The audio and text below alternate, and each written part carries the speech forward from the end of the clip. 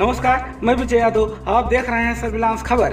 55 लोकसभा चुनाव 2024 जनपद Ambedkar Nagar. India alliance Samajwadi party प्रत्याशी लालजी वर्मा ने आज कलेक्ट्रेट परिसर में नामांकन पत्र दाखिल करने के बाद मीडिया से मुखातिब होते हुए भाजपा पार्टी को ललकारते हुए कहा कि जो हश्र 1977 में कांग्रेस पार्टी का जनता ने किया था, वही हश्र 2024 में प्रदेश व देश की जनता भाजपा पार्टी के साथ करेगी। पूरे प्रदेश में भाजपा को 80 सीटों पर हार का मुंह देखना पड़ेगा। इनकी लोकप्रियता खत्म हो गई है। देखिए अम्बेडकर नगर से सर्विलांस खबर संवाददाता लालजी चतुर्वेदी की यह रिपोर्ट।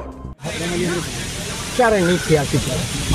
आज हमने 2 सेट में नामांकन दाखिल किया है और आज जो देश की परिस्थितियां हैं, जिस तरह से भारतीय जनता पार्टी तानाशाही को बढ़ाने का काम कर रही है और लोकतंत्र की हत्या करने का प्रयास कर रही है, उसके कारण पूरे देश की जनता भारतीय जनता पार्टी को सत्ता से बेदखल करने के लिए कमर कस चुकी है।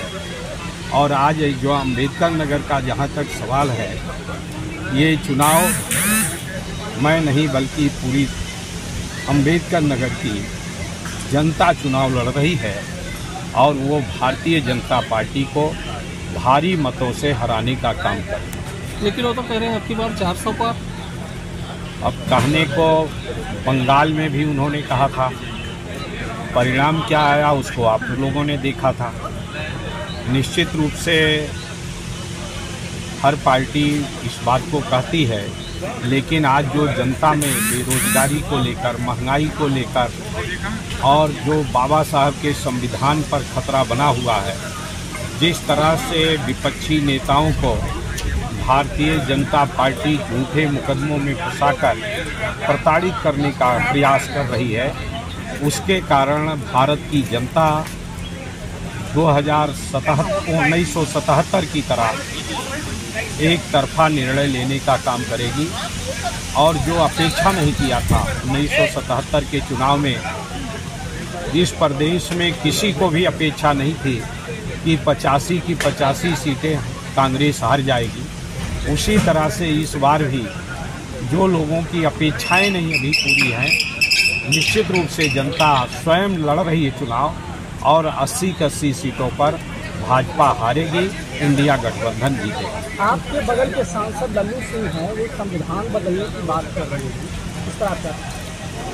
बाबा साहब का जो संविधान है दुनिया का सबसे बेहतरीन संविधान है, जिसमें हर वर्ग, हर जात, हर धर्म के लोगों को बराबर का अवसर देने का काम किया गया है। भारतीय जनता पार्टी बिना संविधान बदले ही उस संविधान की अवहेलना करने का काम कर रही है।